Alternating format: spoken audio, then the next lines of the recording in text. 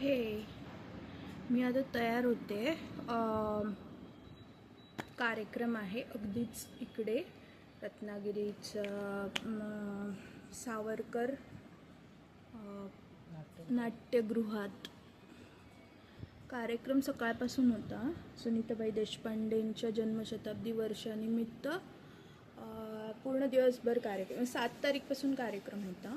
पण अगदी बाजूला असूनही मी जाण्याचा आळस केला, कारण मी हल्ली माणूस घाणी झालेली आहे. 4 माणसात जायचं असेल तर मला खूप जास्त दडपण येतं. मग आज वैभव जोशी येणार आहेत, त्यामुळे मी म्हटलं आज काही करून मला जायलाच हवं, आणि म्हणून मी आता थोडीशी तयार होते तिथे जायला. आत्ता 3 वाजता कौशल इनामदारांचा कार्यक्रम आहे. प्रायमर लावणार आहे. कवितांचा कार्यक्रम आहे, तोही मी बघेन. त्यानंतर समारोपाचा कार्यक्रम आहे ना, तर त्याला वैभव जोशी काही कविता सादर करणार आहेत, ते ऐकायला मी जाते. जर त्यांना भेटायला जमलं तर भेटेन सुद्धा. बघू मला ते ओळखतायत का. Let's see. तयारी केल्यावर दाखवते माझं थोबाड. झिंगाला हू, झिंगाला हू. चुप.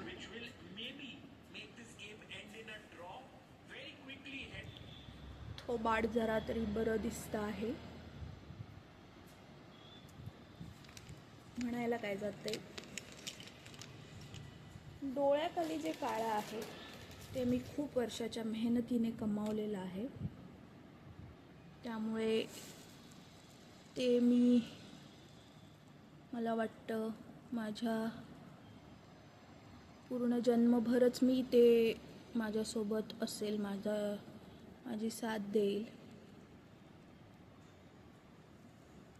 मला अजिबात मेकअप काय करता येत नाही, तरी पण मी हल्ली करते काहीतरी प्रयत्न. असलेले प्रोडक्ट्स फुकट जाऊ नयेत एक्सपायरी घेऊन, म्हणून आपलं लावायचं.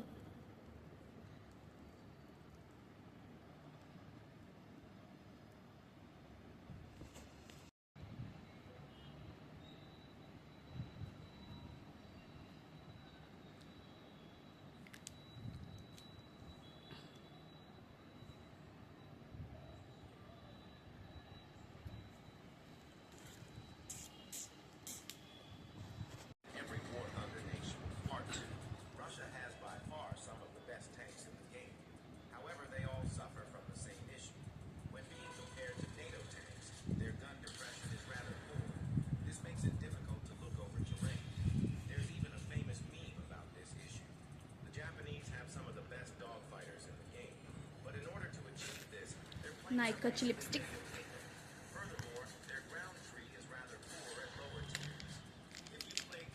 आणि अशा 2-3 लिपस्टिक एकत्र करायच्या, म्हणजे कसं अजिबात कळत नाही की आपण नक्की काय लावलेलं आहे.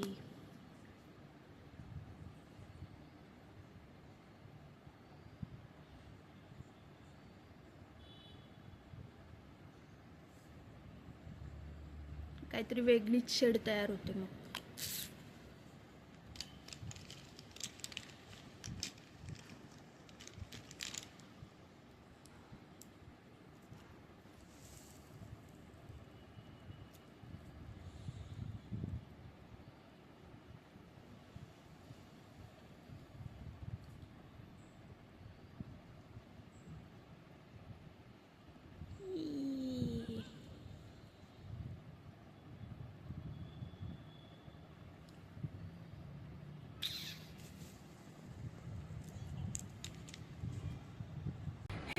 मी रेडी आहे आता आणि मी कार्यक्रमासाठी जाते आहे. वैभव जोशींना कदाचित मला भेटता येईल, होप सो. मला भेटायचं आहे त्यांना, कारण वर्ष झालं त्यांना भेटून. आता पुन्हा एकदा भेटायचं आहे. चला मग जाऊया, काय कार्यक्रम आहे ते बघूया.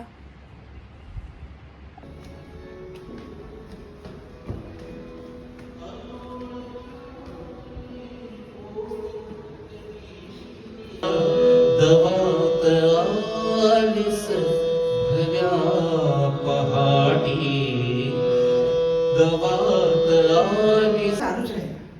शेवटी अगं माझ्यासाठी तू इतकंच कर, लग्नविधीला फक्त हो म्हण. मग तू म्हणशील तसं आपण लग्न करू.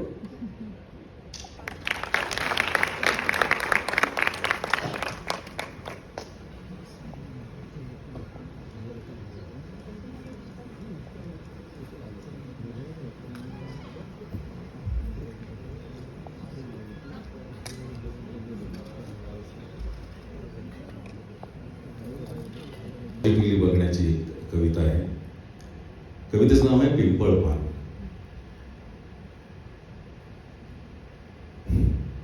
झाडास जाणवेल तेव्हा जाणवेल, तुला कळून चुकले ना